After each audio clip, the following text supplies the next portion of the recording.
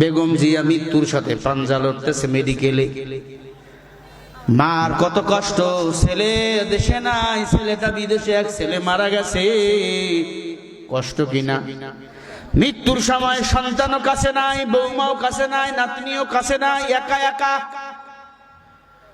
আঙ্গুলগুলো ফুলে গেছে, হাতটা বিকলাঙ্গ হয়ে গেছে। সেদিন সেনাকুঞ্জে গেছে, দেখলাম আল্লাহর বান্দি এখন মেডিকেল আইসিইউতে আছে। এমন অবস্থা করুন, ফকরুল সাহেব দোয়া চেয়েছে। আজকে সারা বাংলাদেশে প্রায় মাদ্রাসাগুলোতে দোয়া করা হয়েছে। কারণ বেগম খালেদা জিয়ার জন্য দোয়া করব, বদদোয়া করব না।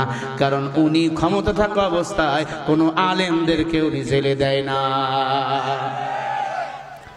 বরং আলেমদেরকে, কওমি আলেমদেরকে দাওরা হাদিস সমমান সার্টিফিকেট, মাস্টার্স পাস সমমান দিয়েছে, আলেমদেরকে সম্মান দিয়েছেন। আল্লামা সাইদি রহমাতুল্লাহ আলাইহি ইসলামী বোর্ডের চেয়ারম্যান বানিয়েছে। কোনদিন কোন আলেমের গায়ে কোনো পুলিশ হাত দিতে পারে নাই।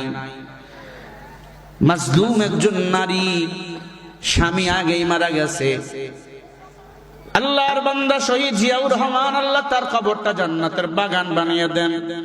ভালোকে ভালো, কালোকে কালো বলা লাগবে। সংবিধানে বিসমিল্লাহর আইন তিনি পাশ করেছে, আল্লাহু আকবার। আল্লাহর একত্ববদ্ধ সংবিধানে তিনি পাশ করেছে, আল্লাহু আকবার। সেই ম্যাডাম বেগম খালেদা জিয়া মৃত্যুর সাথে পাঞ্জা লড়তেছে। কখন জানি শুনবেন ইন্না লিল্লাহ। আল্লাহ, তুমি যদি তার মৃত্যু লেখেই থাকো, মরতে হবেই আমাদের সবাইকে। ইমানের সাথে মৃত্যু দাও। কারণ দীর্ঘদিন জেল খেটেছে, মাজলুম তিনি।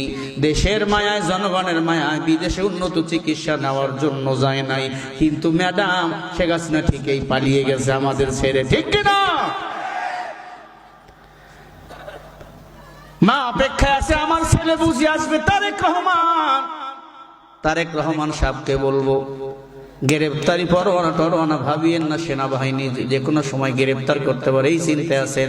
গ্রেফতার বুঝি না, দেশের মানুষ আপনার পক্ষে আছে। মা মৃত্যুর বিছানায় পড়ে আছে, মায়ের কাছে এসে দাঁড়ান। মা যদি দুনিয়াতে না থাকে, তার জন্য দুনিয়া হয় অন্ধকার। যাদের মা নাই, সে জানে মায়ের কত দাম। তারেক রহমান সাহেবকে বললো, মায়ের পাশে এসে বসেন। মৃত্যুর সময় সূরা ইয়াসিন পড়েন, কালিমা পড়ান। কেমন কপাল পোড়া মা, দুইবারের প্রধানমন্ত্রী, কিন্তু পাশে সন্তান নাই মরণের সময়। আমাদের কপাল ধন্য, আমাদের মা মৃত্যুর বিছানায় পড়ে আমরা কানে কানে সূরা ইয়াসিন পড়ে ফু দেই। কারণ সূরা ইয়াসিন যদি মৃত্যুর সময় কানের মধ্যে পড়া হয়, ফু দেওয়া হয়, ওই বান্দার মৃত্যুর যন্ত্রণা কমে যায়। আজরাইল বেশি কষ্ট দিতে পারে না। মৃত্যুর যন্ত্রণা তো সহ্য করা লাগবে, ঠিক কিনা বলেন?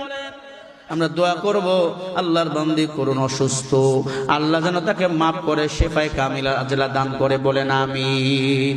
আরো জোরে বলেন আমিন। বিএনপির মধ্যে অনেক মানুষ নির্যাতিত, কথা কয় না, অনেক